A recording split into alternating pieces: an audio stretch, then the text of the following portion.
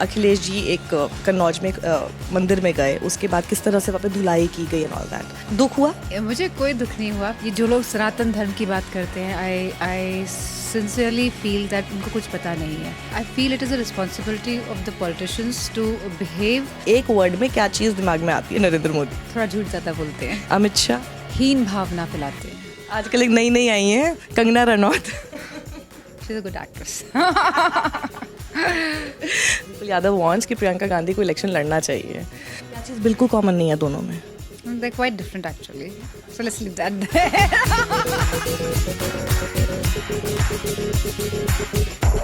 डिम्पल जी, बहुत बहुत स्वागत है आपका। Thank you so much, and thank you so much for waiting for so long. It's okay, क्योंकि आज का दिन बहुत क्रूशियल था, तो आपके लिए वहाँ पर बाहर फील्ड में रहना बहुत ज़रूरी था। क्या हो रहा था आज, क्योंकि बहुत सारी खबरें ऐसी आ रही थी? हाँ, बिकॉज लाइक एक तो वोटिंग स्लो करा रहे थे and there was lot of police force and जहाँ जहाँ पे हमने सेंसिटिव बूथ्स बताए थे चुनाव आयोग को, तो वहाँ पे जो फोर्स लगानी चाहिए थी वहाँ पे हमें मिनिमम फोर्स दिखाई दी।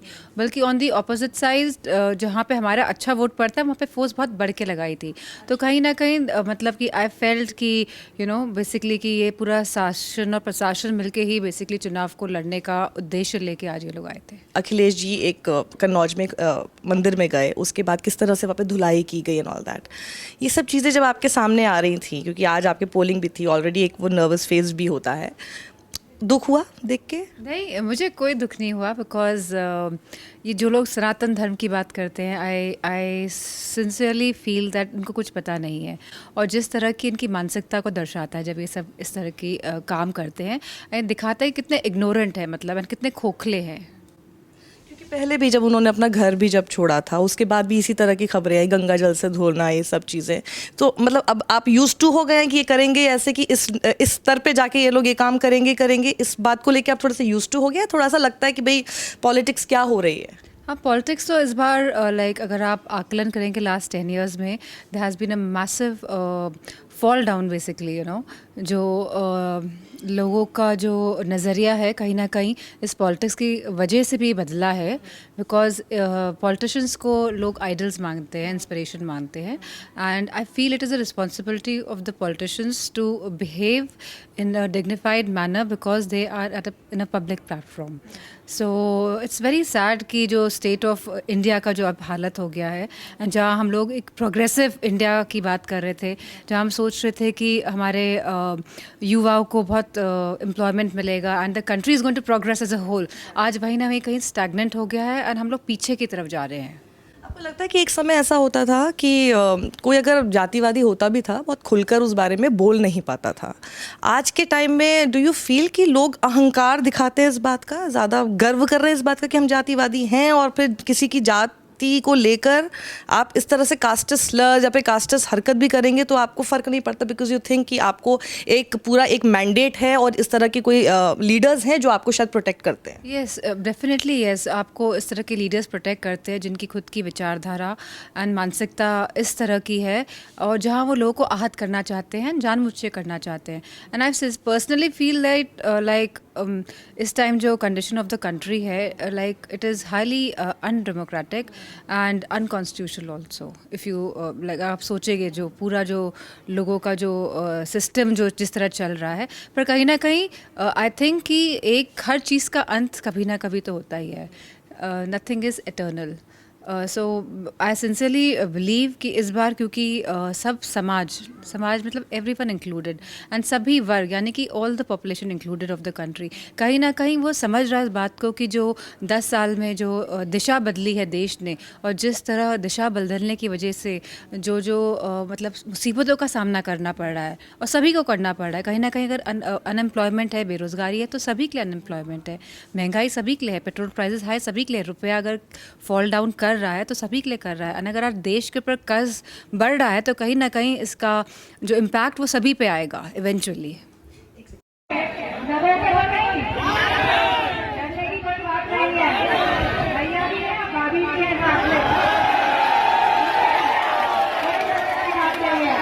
आप एक महिला हैं, और जिस तरह के हम लोग पीछे प्रधानमंत्री की तरफ से भी, पार्टी की तरफ से भी इस तरह के स्टेटमेंट सुन रहे हैं, और उसी के साथ मतलब स्टेटमेंट्स आप समझ गई जब मैं मंगलसूत्र की बात कर रही हूँ, और उसी के साथ हम देखते हैं कि एक ऐसे कैंडिडेट के बारे में जाकर वो बोलते हैं कि भैया इनको ज़रूर वोट करना, और फिर पता चलता है कि 2976 टू बी वेरी प्रिसाइज इतने उनके मतलब मॉलेस्ट करने के और ऐसे वीडियोस सामने आए हैं।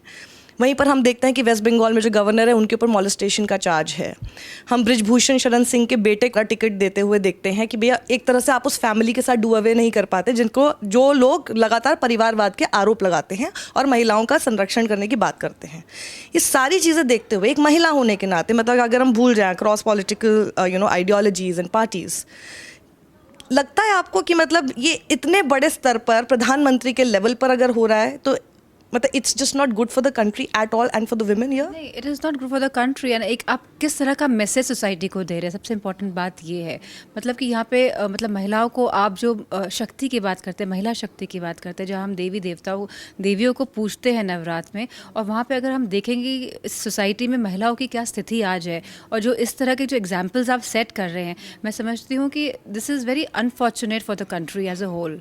एंड जो हमने देखा मणिपुर में किस तरह की घटना हुई, एंड जो मतलब it is a responsibility of the government to take कि वो जिम्मेदारी ले कि हाँ ये हमारे शासन में हुआ है, हम लोग इसको ठीक करेंगे। But the government was not even ready to discuss in the parliament, and it's actually very sad situation in the country, because even we have daughters, सबकी बेटियाँ होती हैं, सबकी बहनें होती हैं, माएँ होती हैं। तो मतलब कहीं ना कहीं मैं समझती हूँ कि पूरे सोसाइटी में जो ये इस तरह का जो प्रभाव पड़ रहा है वो सही नहीं है कहीं ना कहीं।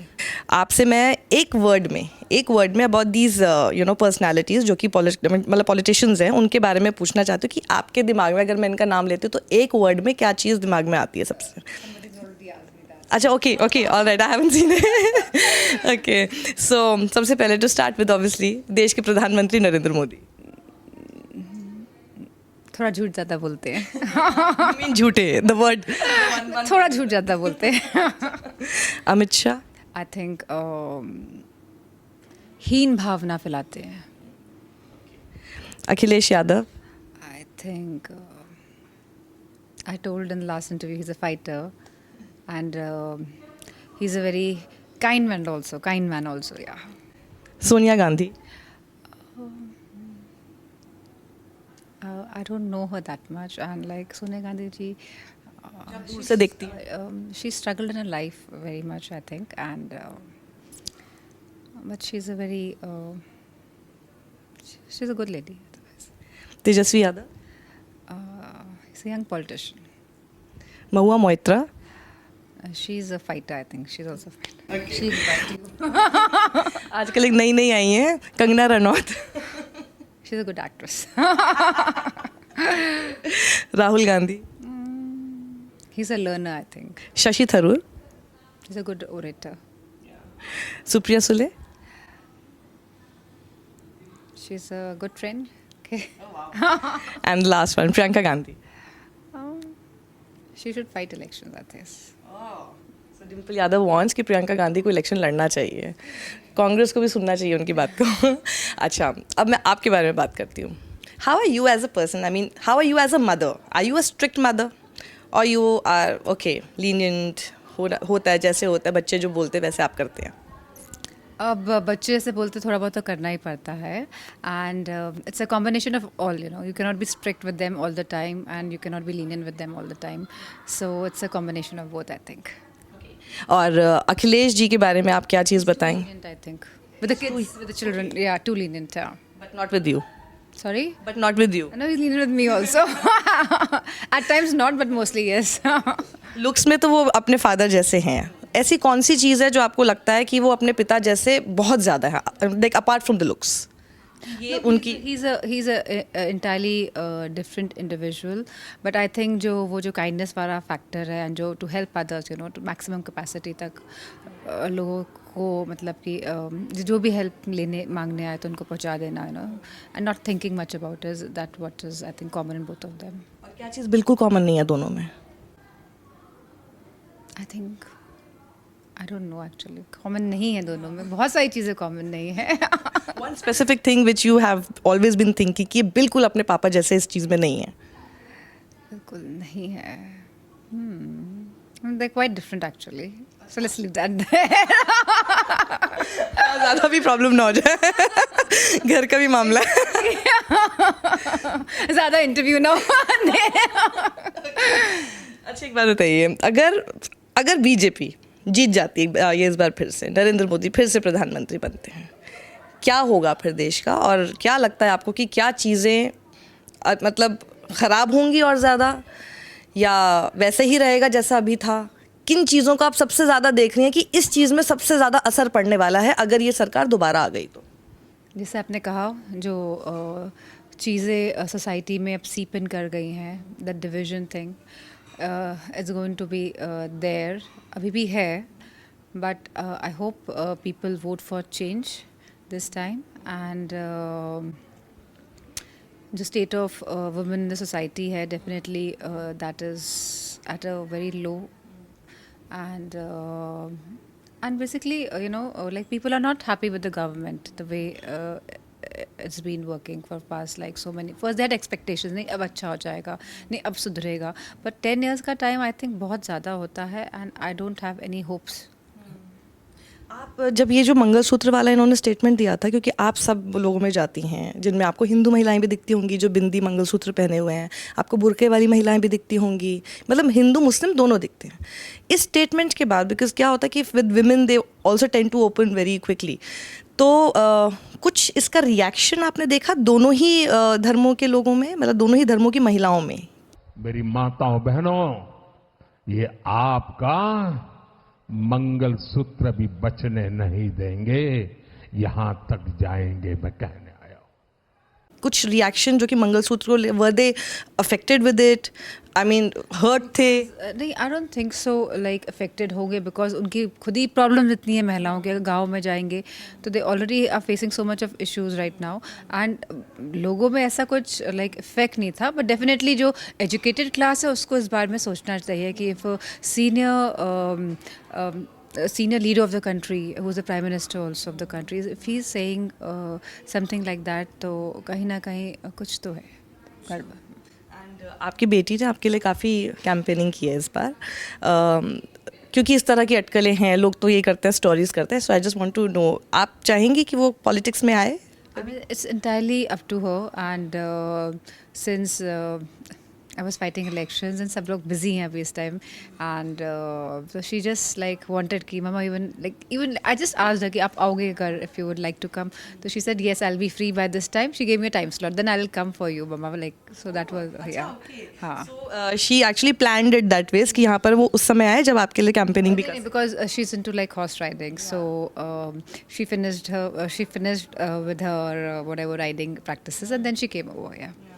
Badminton and horse riding. हाँ, she plays badminton also, and रखा है यहाँ कन्नौज में, और आपने नेताजी को यहाँ से सांसद चुना, मेरी मम्मी को यहाँ से सांसद चुना, और मेरे पिताजी को भी चुना, और आगे भी चुनेंगे।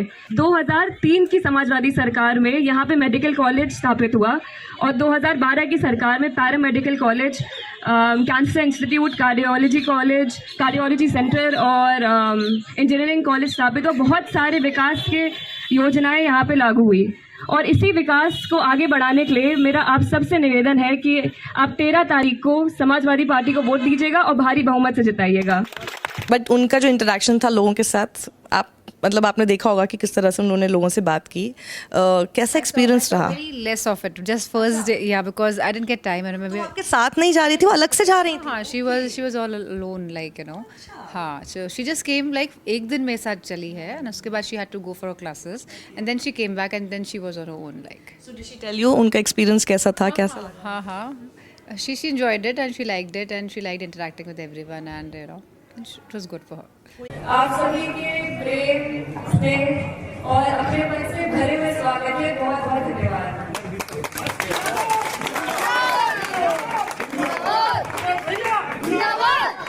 आप सभी को पता ही होगा, हमारी पार्टी ने हमेशा महिलाओं, युवा और किसानों के हक के बारे में बात करी है, और उन्हीं के हक के लिए हमेशा काम करा है। हम लोग मिलकर एक ऐसी सरकार बनाएंगे जो आप महिलाओं को सशक्त बनाए और आपके बच्चों को सबसे अच्छी शिक्षा दे पाए, और यहाँ पे जो जितने युवा हैं उनको नौकरी दे पाए, रोजगार दे पाए। चीज़ ऐसी जो उनको लगा कि उनके दिमाग में ऐसा नहीं था कि ये सब चीज़ें होती है, बट उनको रियलिटी दिखी कि ऐसा, मतलब लोगों से बात करके कोई ऐसी चीज़ जो उन्होंने मेंशन की हो कभी? I think so like the state जो हमारे गांव की जो सिचुएशन है, आई थिंक सो बिकॉज कभी बच्चे इतना विलेजेस में मूव नहीं करे, तो आई एम वेरी श्योर कि she must have faced, you know, because इतना मतलब पिछड़े हैं लोग एंड बेसिक इम्यूनिटीज़ तक नहीं है, तो I am definitely sure she must have felt about it like. इस बार डिम्पल यादव का मार्जिन क्या होने वाला है जीत का? I really don't know, but I am thankful to all the people who have supported and who've been there, and to the people of Mainpuri जिन्होंने ये जो एक तरह का जो एटमॉस्फेयर क्रिएट करने की कोशिश करी गई थी, उसको नकारते हुए समाजवादी पार्टी को वोट किया है। तो क्या ये मैनपुरी का जो है जो पोलिंग हुई, क्या ये मोदी की गारंटी वर्सेस मुलायम का परिवार के बीच में थी? क्योंकि परिवारवाद को लेके इतना ज़्यादा जो टारगेट किया जाता है। खुद अखिलेश कन्नौज से लड़े हैं, मैनपुरी से डिम्पल यादव उनकी धर्मपत्नी लड़ रही है, फिरोजाबाद से अक्षय यादव उनके भतीजे लड़ रहे हैं, बदायूं से आदित्य यादव परिवार से लड़ रहे हैं, आजमगढ़ में धर्मेंद्र यादव लड़ रहे हैं। अब कोई 25 साल से बड़ा नहीं है, वरना यूपी की 85 सीटों पर ये परिवार वालों को ही। भारतीय जनता पार्टी अलायंस किसके साथ कर रही है? And they have formed government with which parties? You know, they have formed governments with the parties who are like into this परिवारवाद। चाहे हम लोग महबूबा मुफ्ती को ले लीजिए, चाहे आप पंजाब में ले लीजिए, चाहे आप कर्नाटका में ले लीजिए, हिमाचल प्रदेश में ले लीजिए, तो दे उनकी खुद ही पार्टी में भी परिवारवाद है, और प्रदेशों में दूसरी पार्टियों के साथ भी, परिवार वाली पार्टियों के साथ भी आप अलायंस करके गवर्नमेंट फॉर्म कर रहे हैं, and they are questioning the democratic process है। बिकॉज हम लोग परिवारवाद अगर कह रहे हैं तो हम लोगों को जनता चुनती है। We have lost elections also at the same time and we have accepted that. तो मैं समझती हूँ कि जनता के बीच जाके जनता किसको रिप्रेजेंटेटिव बताती है, it is up to them to decide and to question it's highly undemocratic. क्या आप परिवार होना और परिवार में सब लोगों का होना उसको एक एडवांटेज मान रही हैं आज की पॉलिटिक्स में, या फिर एक डिसएडवांटेज, क्योंकि लगातार वो टारगेट पे भी रहता है? टू वर्क हार्ड, मतलब इरिस्पेक्टिव आप परिवार में हैं या नहीं है, you have to work hard and you have to be there on the ground. Posters में इनके सांसदों की फ़ोटो नहीं है, क्यों नहीं है? बिकॉज आप काम नहीं कर पाए, आप जनता के बीच में नहीं गए हैं, आपकी पॉलिसीज़ जनता को नेगेटिवली हिट कर रही हैं कहीं ना कहीं। आपने जो वादे करे थे आप उनको पूरा नहीं कर पाए, तो कहीं ना कहीं जब आप जनता के बीच में मुंह दिखाने लायक नहीं, तो आपके पोस्टर से भी आपके फेसेस हट गए हैं। आखिर में लगता है आपको 400 पार होगा इनका? आपको पैलेटेबल लग रहा है? नहीं, बिकॉज जो पूरा सिनारियो है, I think lot of people are against the government and the way everything has turned up for the country. जिस तरह अनएम्प्लॉयमेंट इश्यूज़ हैं, जिस तरह आप अग्निवीर योजना लेके आए हैं, और जिस तरह आप महिलाओं की सुरक्षा का मामला है, महिलाओं की राशन का मामला है, एंड बहुत सारी प्रॉब्लम्स हैं ग्राउंड लेवल्स में, and they are quite intense and deep. Dimple ji, बहुत बहुत शुक्रिया हमें इतना समय देने के लिए। आज दिन भर आपके लिए बहुत हेक्टिक भी टू था। Keep you waiting for so long, I am really sorry and apologise. तो डिम्पल यादव की आपने सारी बातें सुनी हैं। अब ये 400 पार का जो नारा है, इसको लेकर तो कई तमाम लोग हैं जो कि सवाल उठा रहे हैं कि आखिर 400 पार कैसे हो जाएगा।